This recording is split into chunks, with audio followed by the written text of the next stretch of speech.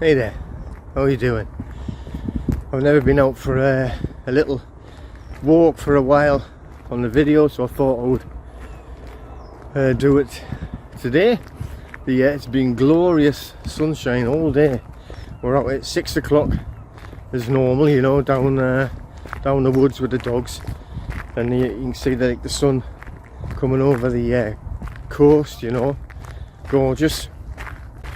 I have been a bit sort of like busy on the computer and stuff today, but then we went up visiting family, and it was gorgeous, you know, walking around the woods. They live in the woods. Beautiful day.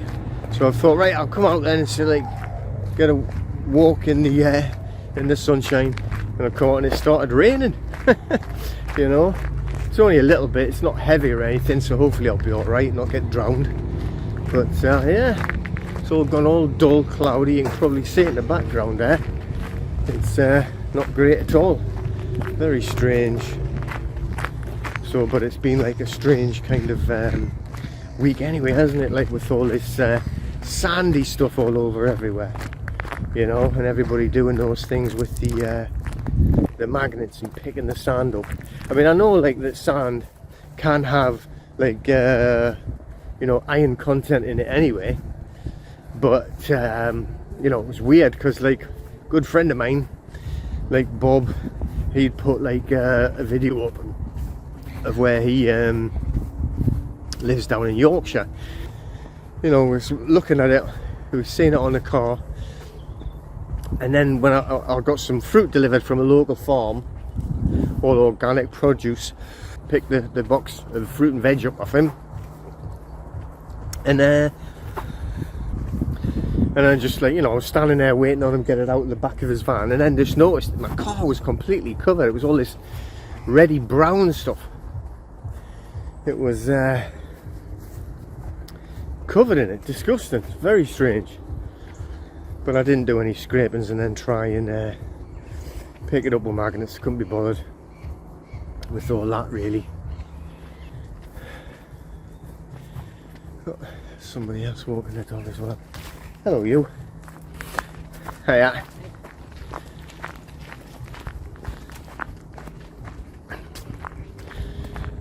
Yeah. Anyway, I was watching another good friend of mine who was doing like a podcast with someone, and I'm trying to get him to come on to do one with me so that he can explain it better than me. But it's like how to use legislation to actually keep councils in line and make councils accountable for these actions that they do. Very, very clever. His name's Reverend Dr. Warren Lee Boyd. So I've met him a few times. I went down to where he lives in Wales.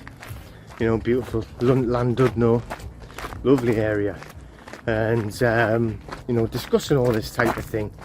He's been working for a long time with Harmony Union. He runs Harmony Union, and he just uses the legislation and puts it back to things like councils or schools when they were, you know, just bullying everybody about, you know, their policy, our policy about wearing masks and stuff like that, you know. And he represented the workers, you know, the teachers and stuff like that. But what he's done is he's using like the actual legislation to put them in their place. And the thing is though, right, and this is it is really clever. Hopefully he'll come on soon. He said he will, and he'll be able to put it across, you know, point for point, like very specifically. But it's all about health and safety, risk assessments, and their insurance policies. They all have public liability insurance policies, whatever they are, you know. And we're talking about any council doing anything like that. And I do think that the birds are going crazy. I do think that, you know, he's working with helping people like in Oxford. But the thing is, and I don't know if you've, I think it's Richard Vobes, I think is what he sent me, you know, that he was on. And but like I say, you know, I've met him a few times and we've discussed this quite a lot, about the Community Care Association. And when I was down in Llandudno, I had went to a few of the hotels that he was, you know, talking about, and he went and trying to help people, you know, with the owners of the hotels, because of their utility bills just being ridiculous. And obviously there are a lot of employers in this town as well, so you know, the town relies on tourism. It's like a tourist destination 365 days a year, so it could be disastrous for stuff like them. But anyway, what it is, and he explains it much better than me, so fingers crossed he does come on. But he actually had, like, say, head teachers in the schools when he was assisting these teachers, and they were getting harassed and sacked and everything because they wouldn't follow school policy, right? Now it's very clever by, you know, let's say it's the government, because they don't force anybody to do anything. They actually slope the shoulders, so the authority, or not the authority, but the responsibility goes down to like the individual schools. Now, on the schools, think about everything that's coming up now. They've got all these ridiculous things where they're trying to stop people moving around freely on these, what people call them 15-minute cities, stuff like that. So if they're putting these bollards up, have they done a risk assessment for anything like that? Okay, it's very dangerous, but you know, blocking off roads, especially if like people have never known that it was blocked off, and then they're going to travel down that road. There's all sorts of implications that can come from them, you know, blocking off that road. And I will guarantee that they haven't done a risk assessment. So they, by their own legislation, okay, they are required to do a risk assessment before they do anything. So let's just say that they were putting up a 5G tower somewhere. Have they done the risk assessment for all of that area? The same as when he was at the schools and he was dealing with the head teachers. Have you done a risk assessment for every individual? They have to do a risk assessment for every individual. So he was giving them a major headache.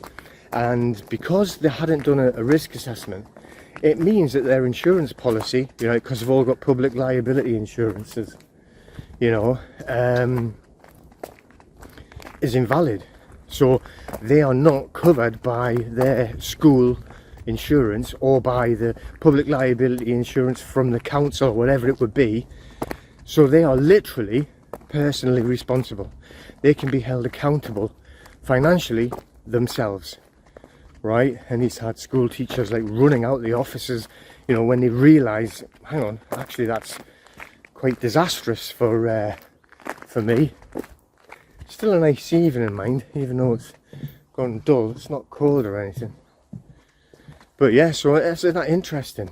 So there's quite a few people who've been sending emails worried about these towers right next to their house. Well, where is the risk assessments for all of the houses that are around them? And I bet you they haven't done it. So very interesting. I'm sure he had some kind of, hopefully he'll come on and he'll do more, but they start these community care associations, and it's actually something that was set up by the Conservative government, right, when they were in power. And you know, he does it very gently. He doesn't like go out like demonstrating or arguing or being aggressive or anything. Very, very gently he approaches them, which is how anybody wanted to do it, you know. If you checked out Harmony Union, you'd probably be able to get hold of him if you wanted to do it yourself. But I've got a couple of people up here who are very involved politically, you could call it. They would be the type of people for our council here that would be good to hold them accountable, and knowing, because I bet you they don't know, this is the thing, they'll not know the full sort of like ins and outs of the health and safety. They all look for different ways to do things, but on the health and safety, okay, if they wanted to block streets off, for instance, if they wanted to make things a one way, if they wanted to have it shut at certain times, whatever it is, I don't know what it is that they're doing, then they have to be held accountable for everything that they do. And if they haven't done a risk assessment for it on every single individual street, on every house on that street, then they are not insured and they can be held accountable personally, right? So this is how you can hold your councils to account.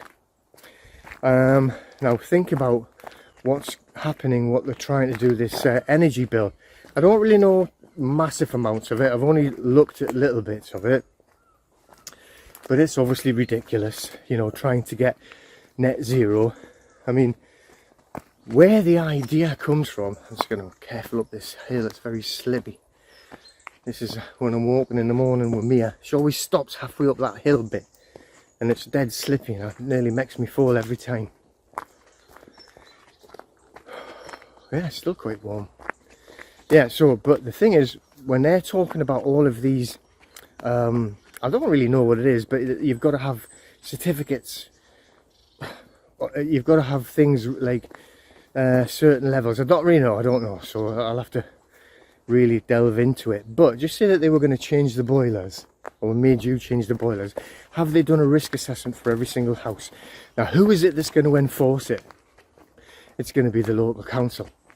They're going to do the same thing, slope the shoulders, right? So the scumbags that have got no jurisdiction over you at all, by the way. So you're standing there as man and woman, and all of these acts and statutes, they do not apply to man and woman, right? But if you wanted to be holding them accountable, and they're saying, well, this new act, right, and it'll be the council who will push it down to, and you know that the council will love enforcing it, just the same way as they loved enforcing everything else. And all of these Agneses in the office all of a sudden, you know, felt that they had real power over people. They love it, you know, they absolutely love it. It's like that experiment that they did in Stanford University. Was it Stanford?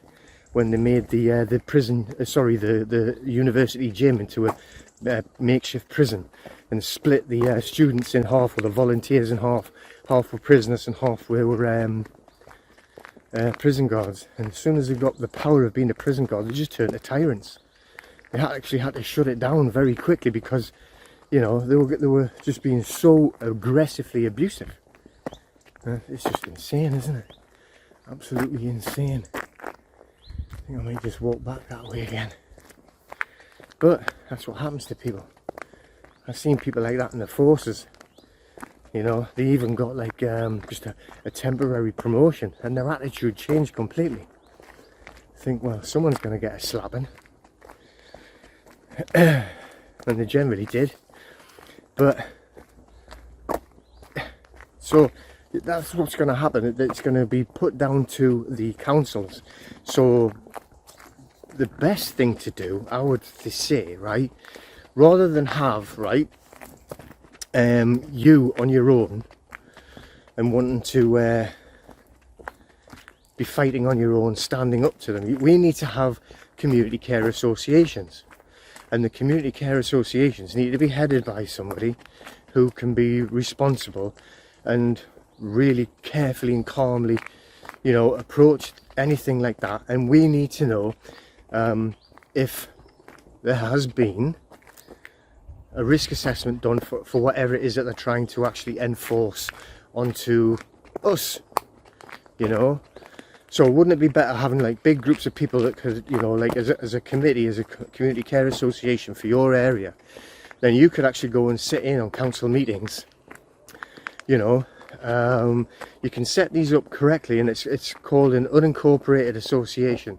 You don't need any licenses, you don't need any qualifications or anything like that, but I'll let him sort of like go and really explain it all. But it's just, I know a lot of people have been saying things, you know, about, oh, they're really worried about this new legislation coming in, they're really worried about that. But, you know, we need to, I think, be a lot more proactive in the approach. Going back down this slippy hill, so I've got to be really careful going down it as well. Be embarrassing falling on my bum, wouldn't it?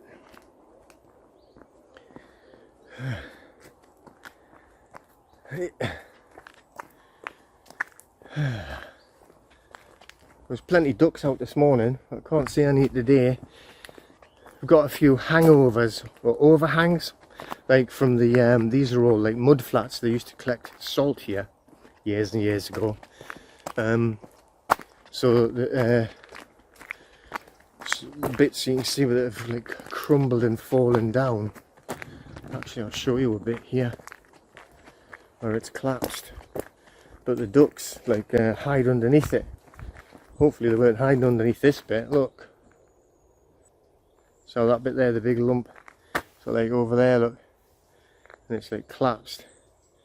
You can see bits that have fallen all the way up. You'll not see it from that far off, but like there's a heron over there sitting on the edge. It usually flies away. There's about 3 or 4 hang around here. And down the bottom, you can maybe just see like there's a big pipe, a water pipe there.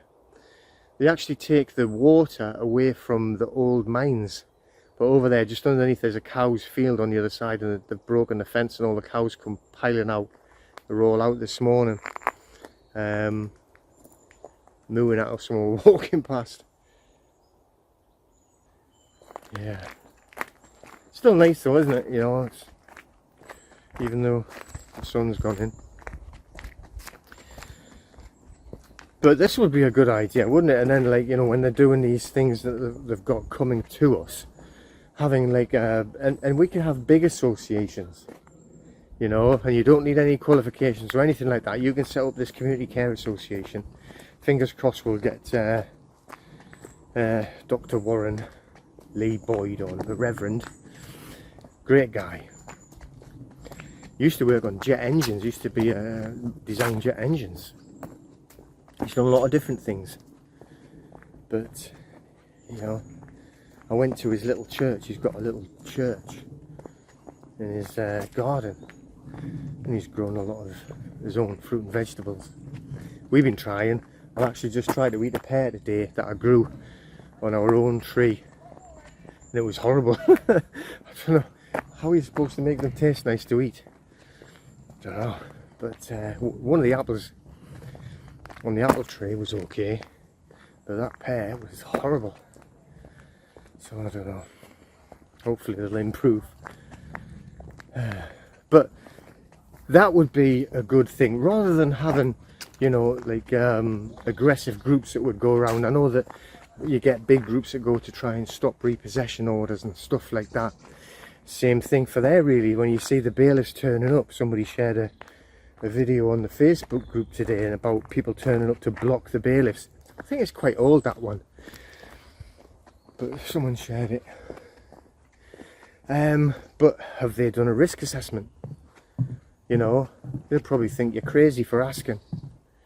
But this is the thing that we have to going in with using health and safety legislation.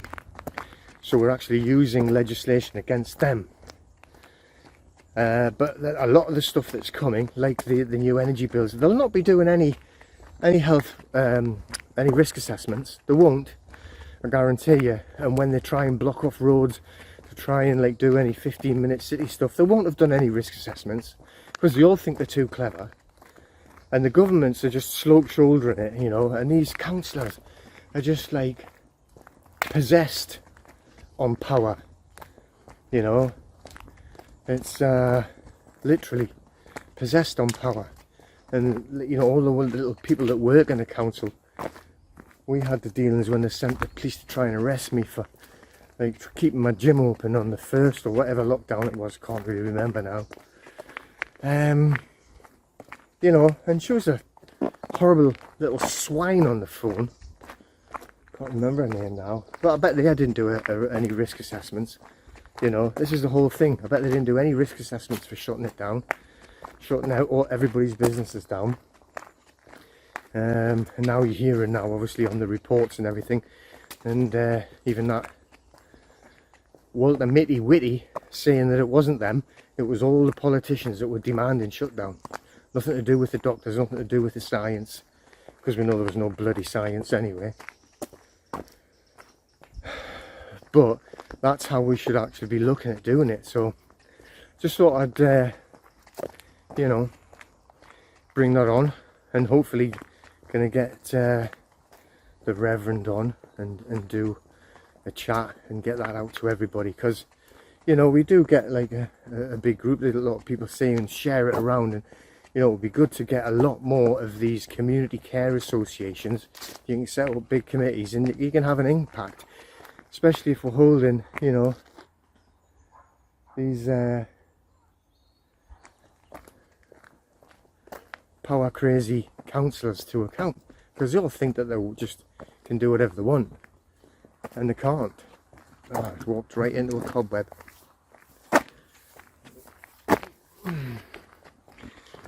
Horrible.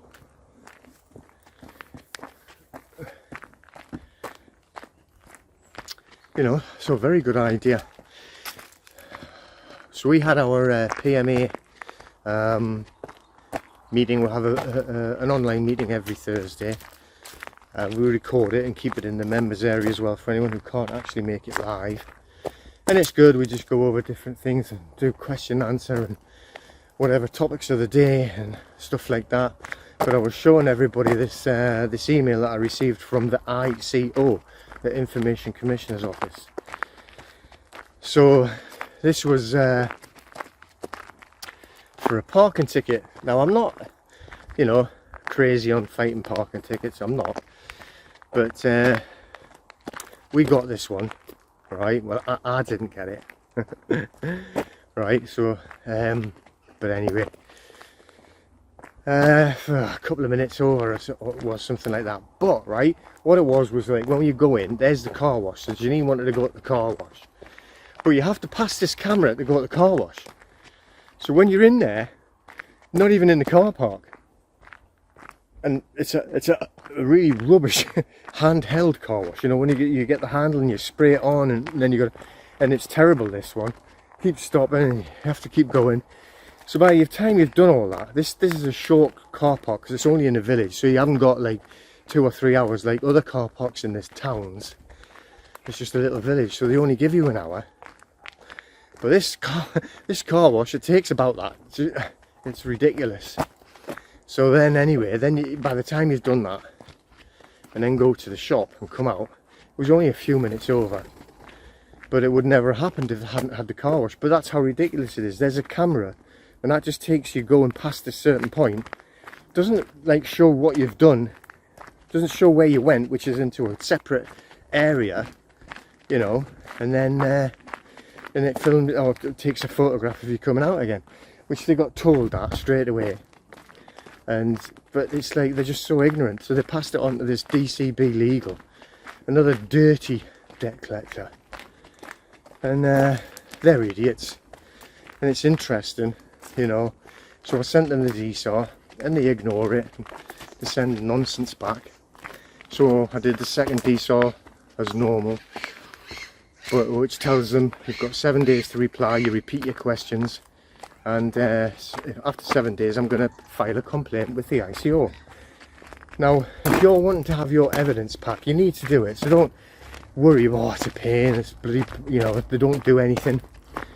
They don't always do anything, the ICO, but sometimes they do. But you need it anyway for your evidence pack to say what you have done, what you haven't done, blah blah blah. But anyway, I got this email back, and saying yes, they've definitely breached your GDPR. DCB legal. So that is the evidence that we needed. So now we can send them the tell them we're going to take action against them, do a letter before action, go through the questions again, explain to them how they've breached GDPR, and here's also confirmation from the ICO you've breached GDPR, which is really good. Give them an opportunity to settle. They obviously won't. So then we send them a notice of intent to prosecute, which is basically repeating it again, but saying this is your final chance. If you settle out of court, fine. If not, then we are going to file a claim in court against you.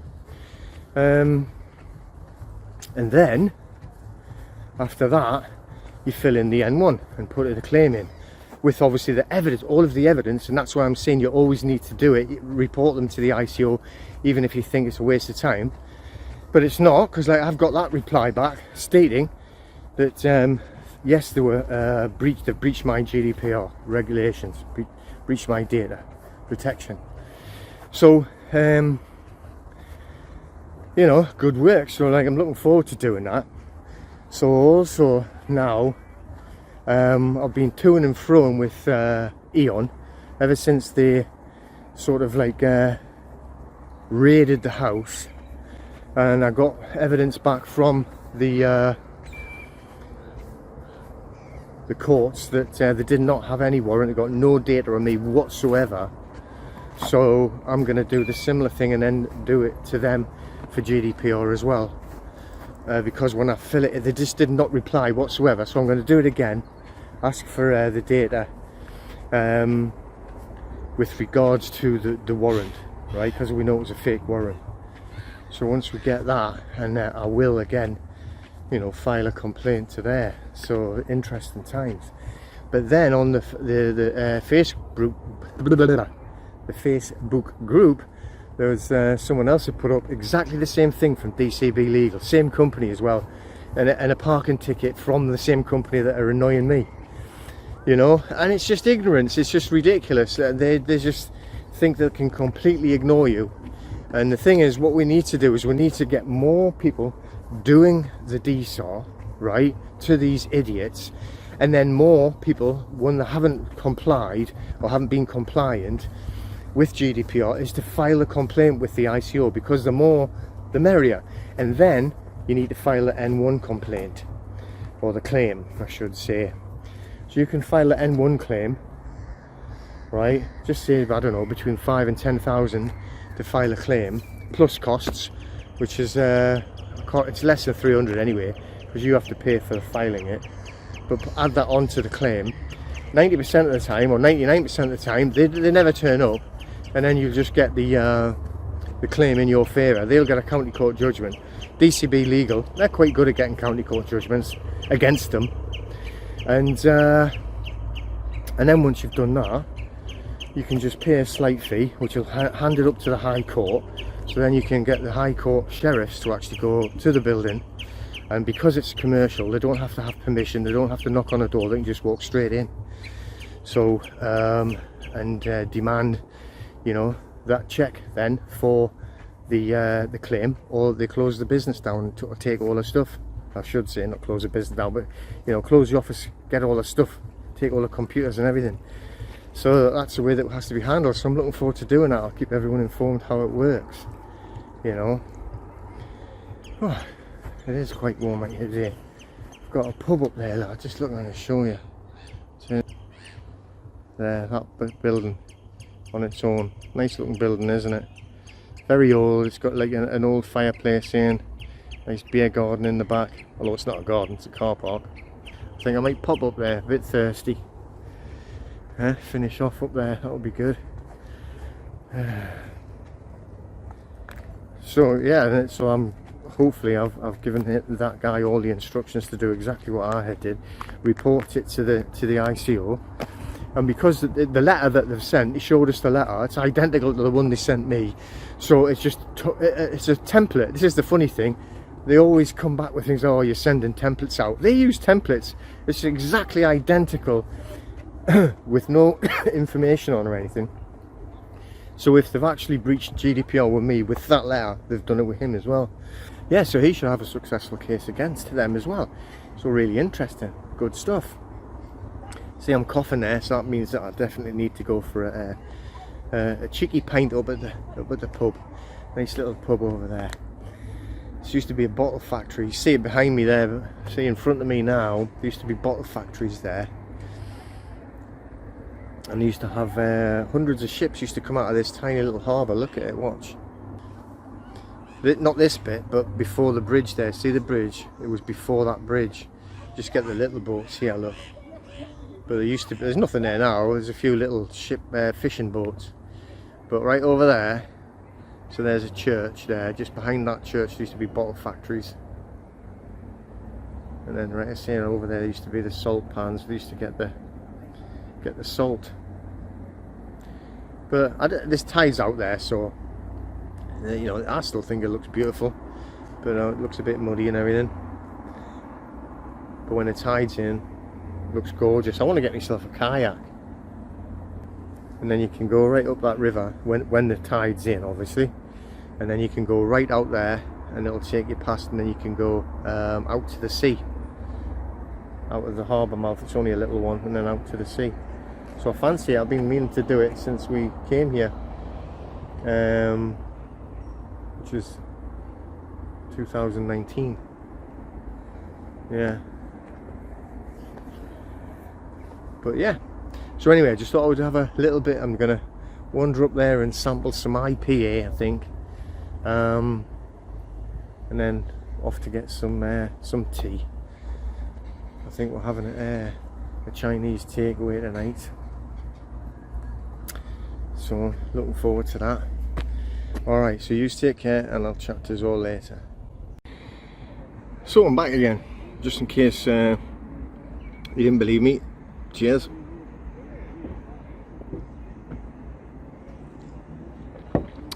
Nice cold pint of neck oil IPA. It's just sitting over here, look. You can see it. So I'm just above the bay where we walk, you know. You go up there through it, follow there, go up through the woods and the stream. And the big farms over there behind them trees, and then just land for miles and miles and miles. So lovely, lovely place. But yeah, this is what I would because I had coughed there, you heard me coughing, so I need to get something to clear my throat.